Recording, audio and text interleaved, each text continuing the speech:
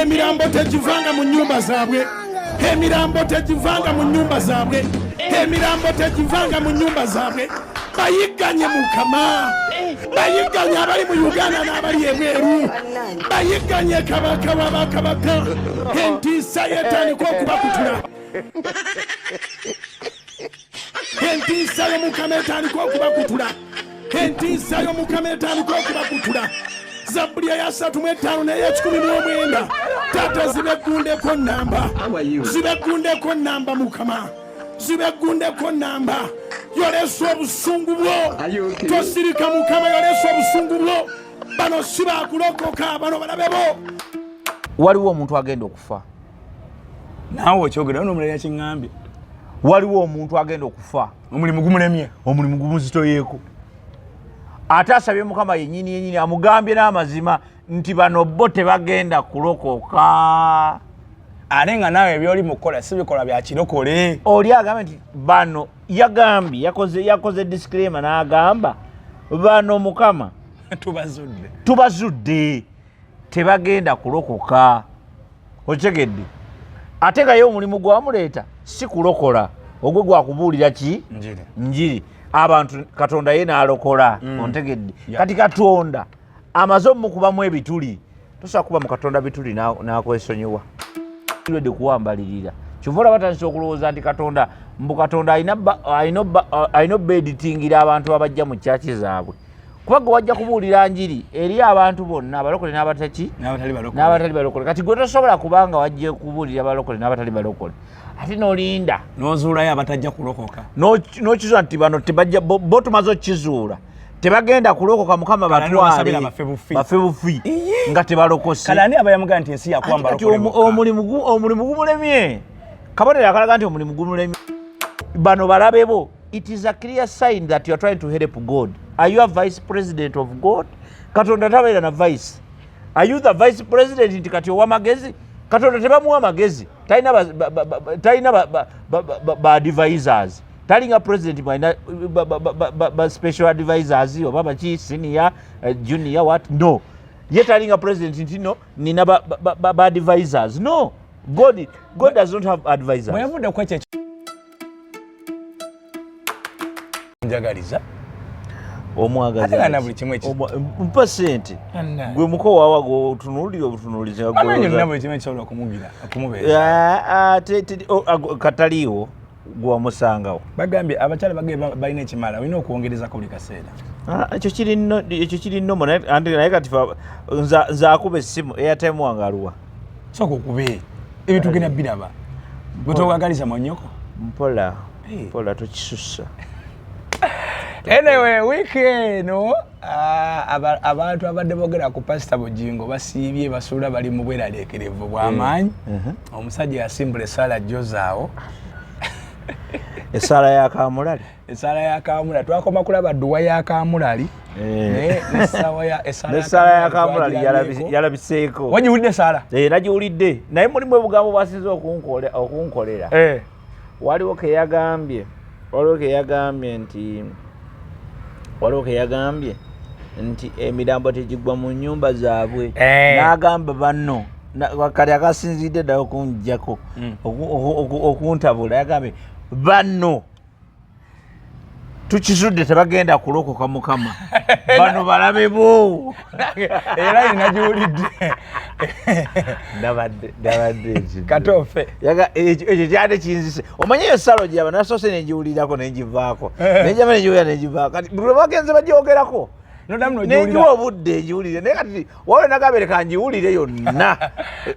Mu busiru bwayo kanjiwulire yonna. Alala. Wawe yatuuse n'akuba layini n'agamba Mukama bano tebagenda kulokoka. Tukizudde tebagenda kulokoka. Bano bo balabe bo. Naye kakati awe nebuuliza. Katonda kyogamba ye Bujingo akozesa kasengejja ky'okuzula abatakyalokose. Pastor tolimba nti nno. Pastor kakyali mu kukola kyetutera okugaana abantu. Katonda tayambibwako. Talina deputy. Katonda talina deputy. Ye headmaster ye HM ye buli kimu. Yakimala yafumba obuugi yavunaanyizibwa. Ate yalonda gw'anaatuma. kati gwe bwoba owulira ng'olemereddwa ddabuzi bbali ayina ab'okutuma abalala kati gwe Katonda tayambibwa kati gwe teweteeka mu mbeera ya kubeera dikiteeta nti Katonda bw'oba totumye nze bano abannemye batte kubanga lyagambye bano bo batte baveewo naye pasa olumu naye abantu abeefuna ddala bayungwe kubanga abantu osobola kukola layini eyo naye nanti kakati olaba challenge etulina nti ffe twogera ku pasita naye nga waliwo abantu abamu nga just ago gaafuuka mannya gaabwe nga bano betulaba abajati ku kyalo netulaba bajati nga tagenda nkowadde emakka naye nga bamutajati bamanejja kabadde ki kati katedde kati abamu pasita babirina bezinga mannya pasita kati mannya nga bolaba bamanejja toli abeeyita bamaneja babayimbi olina ganze maneja gundi nga nalyo linnya kumpi agala diteeka ku ndagamuntu naye ngaebikolwa byo byonna tebirinawo biragira nti maneja kakati same story nekuki ne ku bapastors nti bapasita bafe abamu agomanya okyegedde agomanya so mu nkola efaanana bweti it's a clear sign nti tuli mu kiseera ekizibu tuli mu kiseera eky'abantu bano okuba nti baawamba eddiini okugifuula akatego kaabwe ak'okunoonyezaamu essente okunoonyezaamu amannya okunoonyezaamu amaanyi baatega olutuula ate lukola lukwata ku makya naggulu kisegedde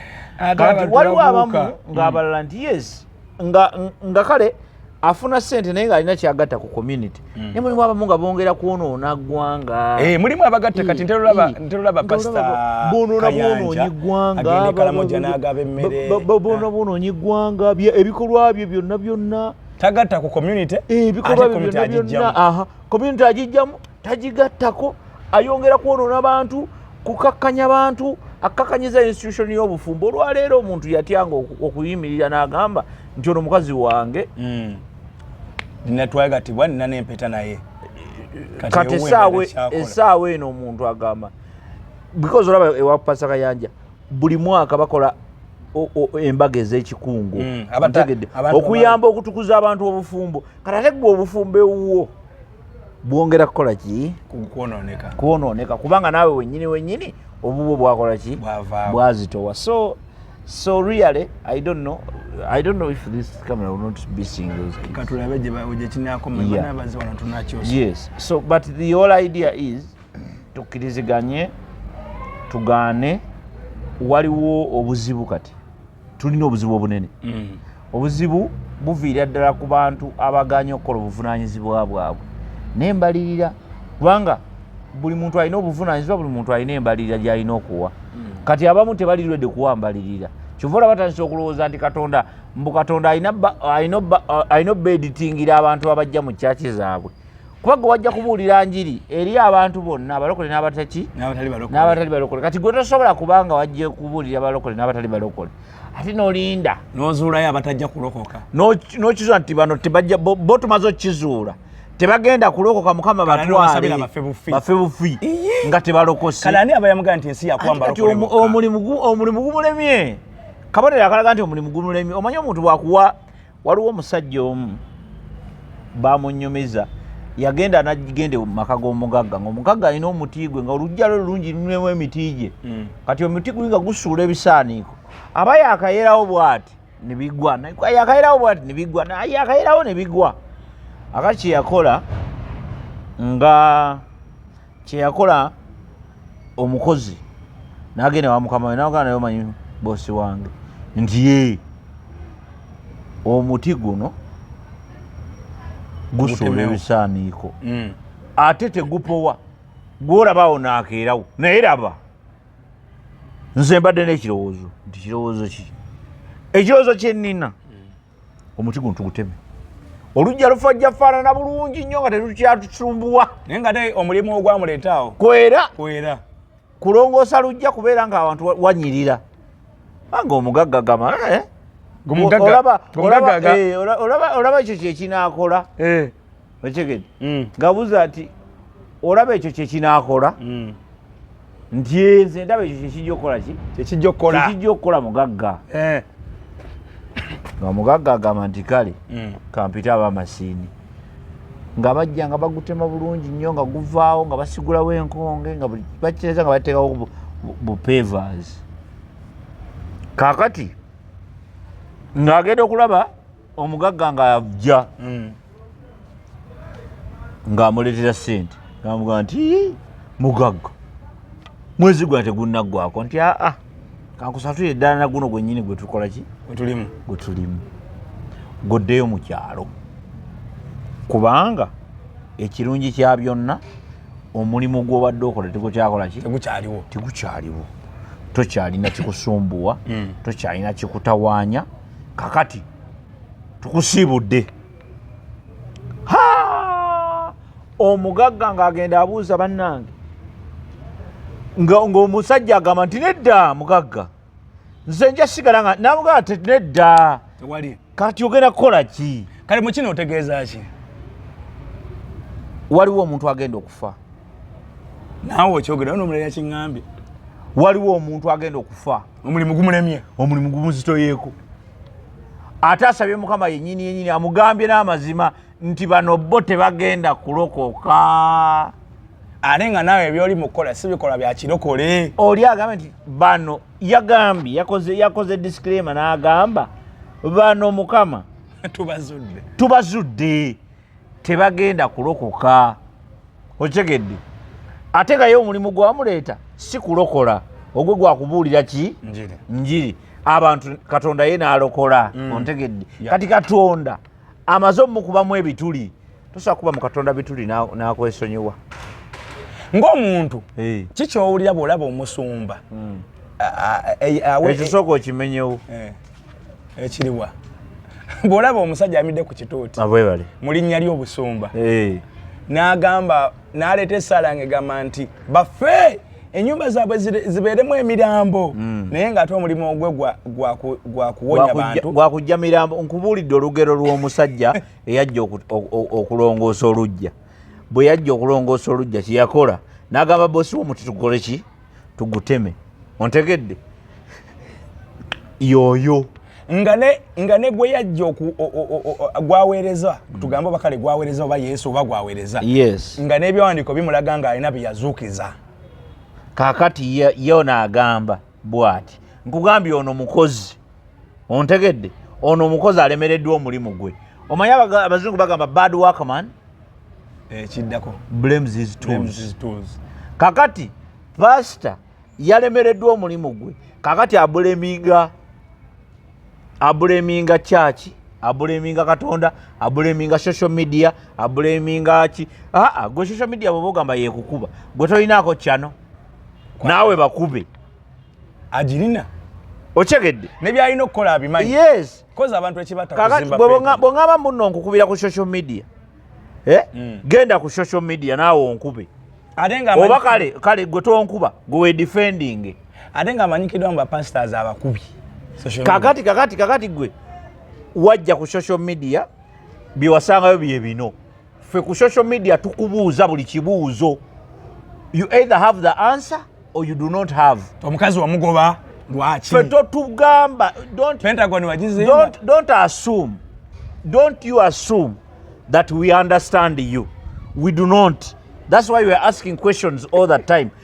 Once you say something and you put it on show, because I don't move from here to his church and ask questions. Byonna mbisanga essala ya Kamulali yansanze wano ontegedde ng'esabira abantu ng'egamba kati nze asoma Bayibuli yange. I read my own Bible. I even have it on my phone. I read my Bible. My Bible does not say that. I'll ask you, where do you get that? If you have no answer, it is not my problem. It is you. Kakati, this is where we have a very big challenge. He's a bad workman. He has failed. He has failed to do his job. Kati, he's trying to look for people to blame. You cannot pray. You cannot say a prayer of death to Ugandans. You cannot. Gwani. You cannot. Tosobola kusabira abantu kufa. Tosobola kusabira abantu kubonaabona. Tosobola kusabira abantu babeere n'ebizibu bingi. You are supposed to do the opposite. Ng'omusumba. Tosobola kudeclare linga. He declared and said, I have failed. Yagambye, Mukama, bano tebagenda kulokoka. I have realized these people are not going to be saved. Take them. Bano balabebo. Bano balabebo. It is a clear sign that you are trying to help God. Are you a vice president of God? Katonda tabaira na vice. Are you the vice president nti kati owa magezi? Katonda tebamuwa magezi. Taina ba advisors. Talinga president mwaina ba special advisors oba bachi senior, junior, what? No. Yet talinga president nti no nina ba advisors. No. God does not have advisors. Mwevude kweche echo chayambwako bafe n'abagamba batafudde bakolimirwe. Bakolimirwe. Kakati he's doing the very opposite. He's doing the very opposite of what he's supposed to do. You get my point? So our cry right now eri ba pastors abalala abatali pastor ne yasabye bino sale eno. I think just wake up, understand, know your role, do your responsibility, and be accountable. Kino kirekawo endiga kubanga otudde mu church mulingo musuma gwowe anti endiga you know endiga always endiga they are always real. You know people get saved for sure. Uchaza wano ngedudungera saza wano ekyaleeta ebyo mu nteekateeka kiringa naffe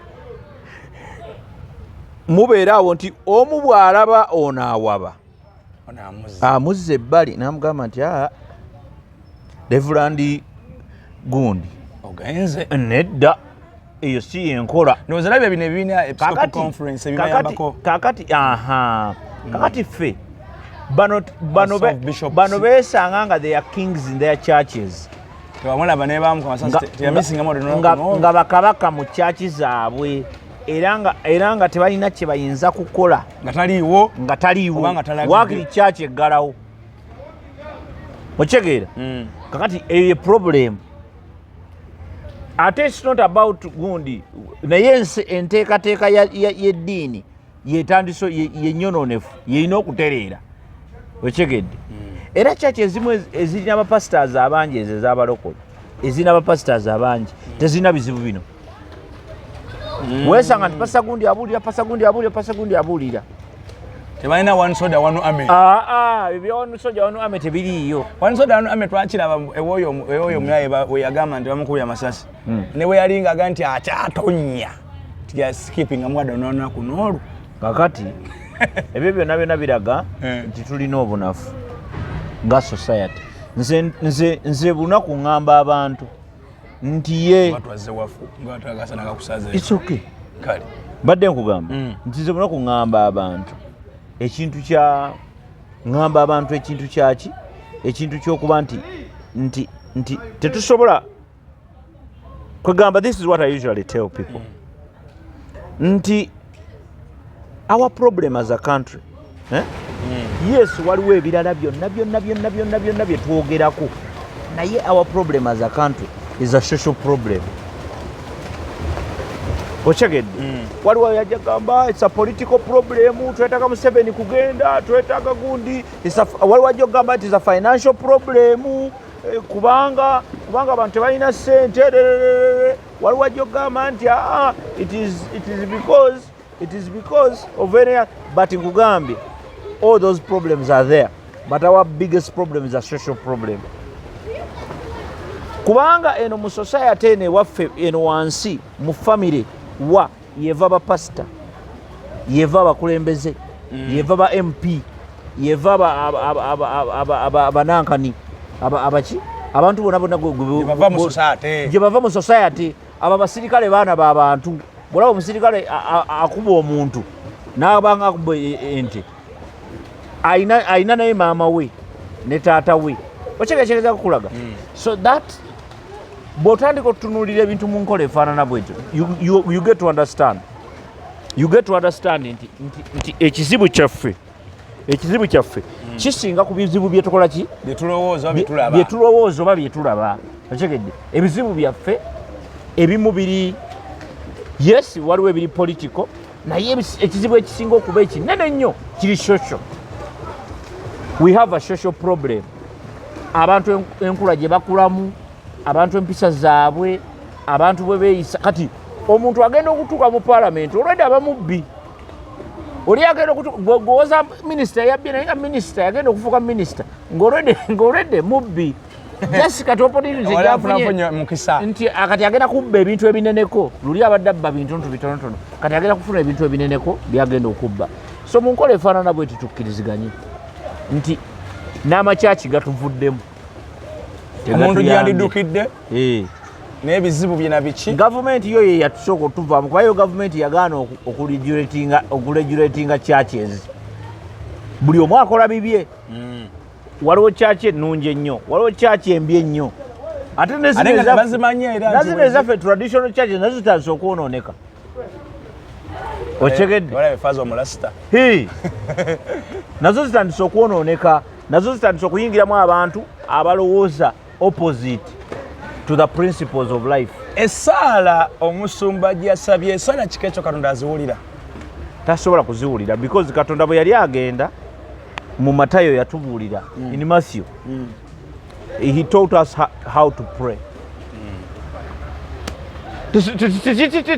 Tekyetaagisa n'agamba musabanga bwe muti kitaffe ali mu ggulu erinnya lyo litukuzibwe. That is exonerating God. Okumwawulira ddala ku bantu nti kitaffe ali mu ggulu ye kitaffe ffenna erinnya lyo litukuzibwe. Obwakabaka bwo bujje byoyagala bikolebwe mu nsi nga bwe bikolebwa mu ggulu. Otuwa emmere yaffe ya buli lunaku. Ate otusonyiwe n'okwonoona kwaffe. Otusonyiwe okubyonoona byaffe kuba ffenna tuli boonoonyi. Okyegedde. Kakati mu mbeera efaanana bw'etyo Katonda bwe yali agenda yatulabatonoona totutwala mu kukemebwa naye otokole mubi kubanga obwakabaka n'obuyinza n'ekitiibwa byonna bibyo. Amiina. Eyo essaala entuufu. Kati eyo essaala mwe muva zino zonna essaala ze tusaba nti bw'oba osaba bino by'olina okutunuulira kitaffe ali mu ggulu. Kitaffe omusoso wa zootya. Eyo ye gundi eyo ako ke katiba k'okusaba nti kitaffe ali mu ggulu omusoso wa za. Oba yaleesa analogy endala. Mutegedde.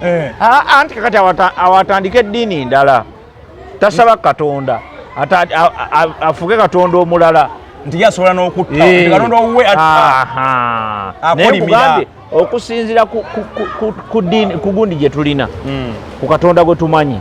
Essaala yeeyo nti mubeeramu okwenenya, mubeeramu okusooka ogamba Katonda amatendo ge gasitula kitaffe ali mu ggulu erinnya lyo litukuzibwe omusoosowaza n'omusaba kyoyagala. Obwakabaka bwo bujje byagala bikolebwe mu nsi nga bikolebwa mu ggulu.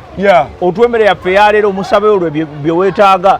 Emmere y'ennaku zino mulimu n'oggula amamotoka, mulimu n'ebiki, mulimu n'ebini, mulimu n'ebiki, mulimu n'ebiki n'ebintu ebifaanana. Omusaba akutereereza embeera bwe kibeera.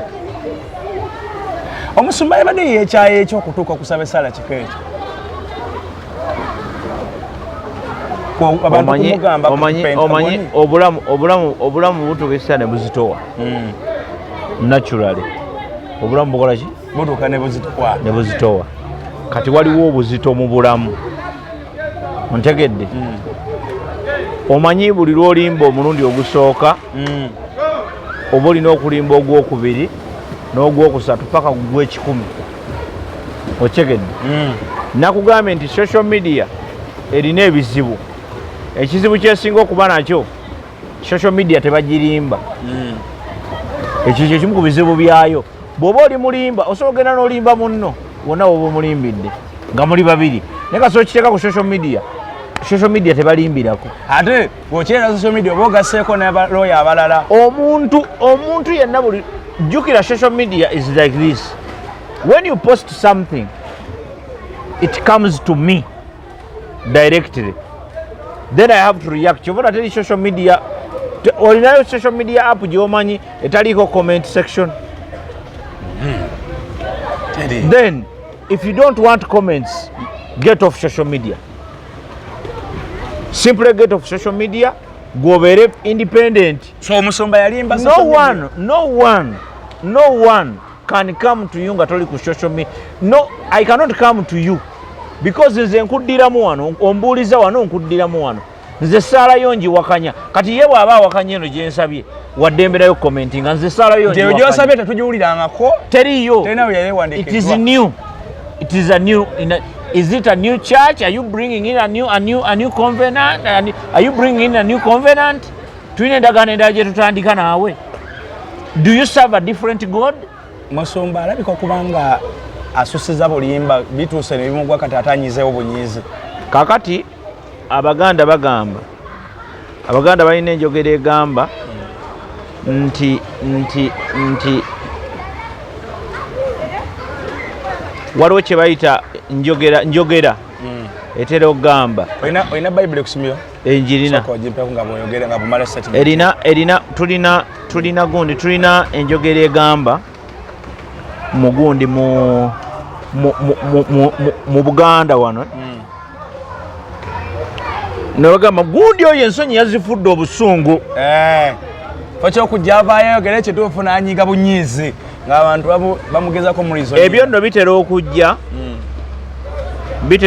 mu kiseera. Bitera okujja mu kiseera. Where's my Bible? Bitera okujja mu kiseera era nga bitera okujja mu kiseera nga ng'olina omusango gw'okoze. Nange ensonyi nali nzifuddeko obusungu. Kati fe abasajja abafumbo ensonyi tuzifuula nnyo obusungu. Ne bakugambako anti oleka kati abasajja omanyi omusajja omufumbo atayagala kunaaba ne weekaza kati nga nze omanyi saagala nnyo kunaaba. Saagala ng'omuntu okunaaba si kyekintu ekiri awo. Oyogedde mazima. No, like that is it. Oira oba osanga omusajja ayagala okunaaba ennyo kiba kisajjasajja. Omusajja omutuufu oba tayagala kunaaba. Kakati nze saagala nnyo kunaaba, saagalira ddala. Kyekimu ku bintu ebimbowa okyegedde being in the bathroom weewaawo olumu nnyumirwa okunaaba naye nteekeddwa okuba nga nina ensonga ennaabisa. Kati abasajja tutera nnyo okukola ekyo ekyabugingo kye yakoze okufuula ensonyi obusungu. Omukazi agamba omukazi we ayinza okugamba kati gwejjukira eno gy'oba watambulidde oba shuwa obadde mu mmotoka erimu esi kati oba oyagala kudda waka kukola ki? Kwebaka. Kuwummula. Kakati nayogera okulaba omukazi agamba tonaabe kunaaba ki naawe nsolaba nzirugala okyegedde oggyemu obugatto obutadde wali oweefuula omugezi. Kakati bagambako nti tonaabe niwekyanga kuzinzirugala.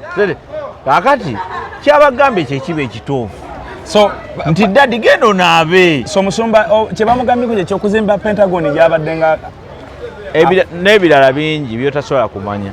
Kwa Pentagon ndowooza bwe bubadde entabiro ya byonna abantu bazenga n'abaana abantu abagenda bafa ne tumubuuza ebibuuzo era n'atabiddamu. Okyegedde abantu kati oyo maama waffe oyo muganda waffe she's a relative, she's a friend. Okyegedde yafa kituufu yafa naye tetwamanya yafa atya. We needed that story to tell her children. Timunayo mwana mama bwe yagenda mu church mu night prayer gye yali agenzeemu this happened. Mama mwe yafiira mu maaso ga Mukama. Yafa bw'ati naye kati ne church emwegaane gamba teyafiira wano. Ate bwe baali babika ne bagamba nti yafiira wano. Ate bwe bagenda era ku gundi bwe twagenda ku gundi ku ggwanika emulago era baatugamba nti ono bamuleese mufu ambulance ye church yamuleese. Ate tugenda batugamba nedda ffe temutugamba ebyo ne church terina ambulance tetumumanyiko wadde. Kakati omuntu afutabe namu emyaka over 10 years utandika otya okugamba nti temumumanyi so you don't know.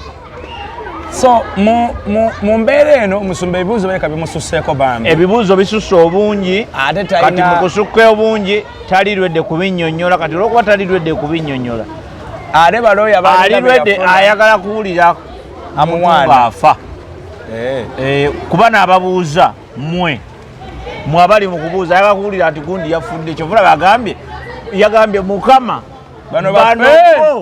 bano bo tebajja kulokoka bano tebagenda kulokoka nkizudde tebagenda kulokoka bo batwale butwazi omusumba ono baddage so ate abantu beyalinga beyateekawo balooya be saala yakamulali yafuna abantu kubanga tukuuliza ono omukyala yakola ku tv yekumakya nti ye looya we amaanyi gakuggwa n'okuggwa.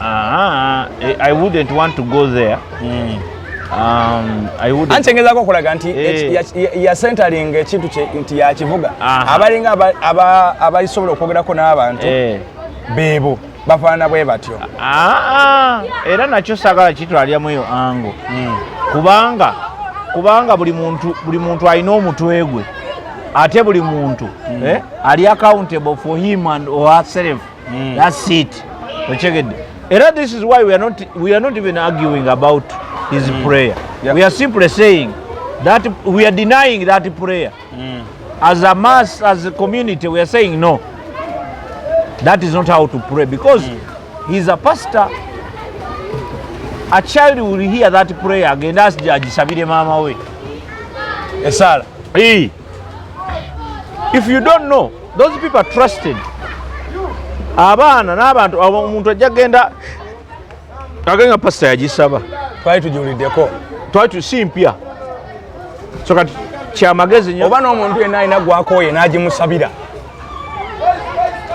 so tulina okutegeeza abantu nti tusaala entuufu eri mu Matayo ontegedde eri Matayo egamba nti kitaffe ali mu ggulu erinnya lyo litukuzibwe obwakabaka bwo bujje byoyagala bikolebwe mu nsi nga bwe bikolebwa ne mu ggulu. Otuwe emmere yaffe ey'olwaleero otusonyiwe okwonoona kwaffe nga naffe bwe tusonyiwe abo abatukola obubi totutwala mu kukemebwa naye ate otulokole mu bubi otulokole ne mu bubi okutegedde totutwala mu kukemebwa nti totukema kukola nsobi totuleka kukemebwa naye ate bwe tuba tukoze obubi era tulokole otuzze ontegedde Yesala entuufu. Yesala omwo mwe tusimbulize ako ke katiba. There's what we call the frame. So kale mwe mugazi ya bugazi yeno. Yes, tuba nti kitafali mu ggulu. Tuba tusinzidde. Tumugamba tumwekizolatinga tugamba Katonda w'omukulu tafali mu ggulu erinnya litukuzibwe erinnya litenderezebwe. Obwakabaka bujje ku nsi. Tutendereza. Okyegedde.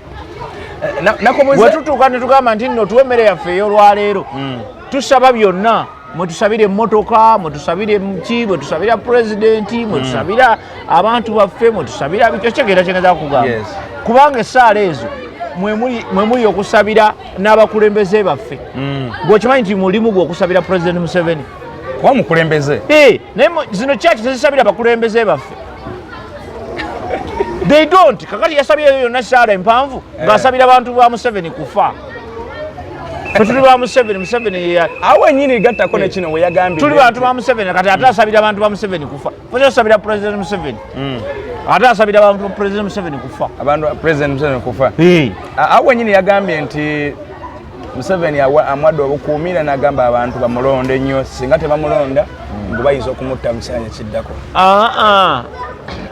Death is death, and let me tell you,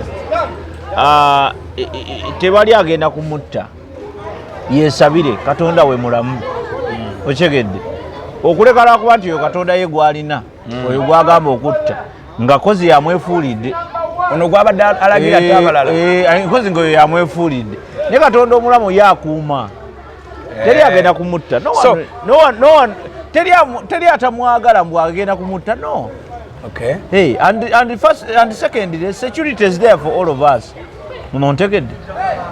So nga tumaliriza abantu abadde batidde bawulidde essaala eyo maama pastor tubadde tumwogerako twetumoto sibakkiriza batiitiizi sibakkiriza wesaala gy'oladda tasobola kukola eyo essaala y'abantu era bakkiriza mu Katonda afaanana ng'oyo naye nze wange gwenzikiririzaamu eyiye njikusomedde waliwo yandedde kyandika n'agamba nti waliwo bayibuli wegambira nti kyoyagaliza munno naye gwe mwennyini ng'omuntu osookanga n'okyeyagaliza nti ebintu by'okugamba abantu baffe mu mayumba ag'abalala emirambo giyinza okusukka ewuwe obungi kuba ku mutima akyagala gyasusse dda already omwezi guno gwennyini twaziika muganda waffe egundi yava mu nnyumba ye ya mukama yava wa twakamuziika mu mwezi guno gwennyini gwe twogera okyegedde ne tugenda tumuziika eka yabwe tannamala kuvunda muganda waffe muntu waffe okyegedde kati gwe byosaba gwe byakutuukako dda ate ne Richard naye byali bibadde bikyali ebya Richard so ye pastor tugenda mugenda nnyo kiwanvu naye nga ezessaala kika ekyo abantu namwe mutandika bannange abalokole namwe ate muleme kubeera n'abantu beesabire you people God is there for all of us ontegedde there is no reason why you waste a lot of your good time sleeping in church waking up in church going all around shouting for people. Pray for yourself first of all. Wesabireko. Take time wesabireko naawe because you need it. Yesu gwe tukkiririzaamu Jesus Christ when he was here because yabeerako mu fresh yaffe y'abantu okyegedde yeesabiranga. Yesu yagendako ne mu sinagoga naye okusinga ennyo yeesabiranga yafukamiranga yeeyawulanga n'agenda n'asaba gwe weeyawula ddi n'ogenda n'osabako nga gwe buli kimu okirekera musumba kati you are overloading your pastors. You load them with a lot of responsibility. They pray for your family, they pray for your jobs, they pray for this, that, the other. So it is really high time for each and every Ugandan to wake up and say, if I'm a Muslim, let me pray for myself. If I'm a Protestant, let me pray. If I'm a whoever, let me pray for myself. Because the whole idea is God created you independently, and in his sight you are independent. Era atunulira gwe as an individual, tatunulira tiimu, tatuna church gy'obadde osabira. So it is high time abantu bazuukuse ku ekyo ekintu. People should wake up. Ateka wati awe ekibati bati n'abakuŋŋaanya n'abakubako essente. No, ekibati is not the issue. Those are not all the issues. The issue is people should be. Ante ngamba ne mumulaba nga talina kigambo kiddako ne musigala nga tosobola kumanya because these are spiritual matters. Waliwo ebirabika kituufu. But era olina okwesabira. Ng'oli mukkiriza. Let me tell you. Olina okwesabira first of all. Olina okwesabira. Okubeera nti you can use, you see, we have both eyes. Okibe tulina amaaso ag'okungulu ag'omunda. There are people who see but they cannot understand and realize this. Ochekedi. Kati olina okusaba Katonda n'akuwa amaaso okulaba n'otegeera, amatu to hear and listen. Ochekedi.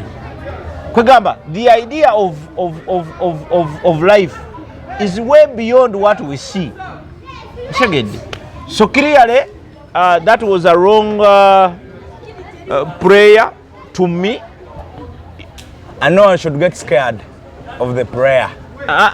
You have a right to be scared. You be scared if you are sure you are not the right person. Bobanga nawe tokkiriza mu Katonda, be scared. Kubanga esaala esobola okukukwata. Naye kati nze already ninako guardian. Ninako Katonda wange. Kati era Katonda wange mugamba nti Mukama n'ekyo nakyo kirabe. Oyo mukwasaganya. Nga mukwasaganya. Okyegedde. So ebyo byonna sibula abantu. Nga basibulako mwebala okusookera ddala okubeerayo ne mwagala kyano ne mwagala ennyo eggwanga lino, mwagala ennyo abantu bannammwe, respect each other, then love Uganda, support Uganda in all ways. Uganda is more important than all of us. There is no political party bigger than Uganda. There is no person bigger than Uganda. Yep. There is no color bigger than Uganda. So Uganda is more important. Okay. Kale Mukama Katonda gwensaba bakuume abatwagalire mu subscribing mu liking mu commenting mwebale nnyo mwebalire ddala tukoledde wano ka sound keeko naye ebyo bitulina okutambula. Kale mubeere bulungi. Bye bye.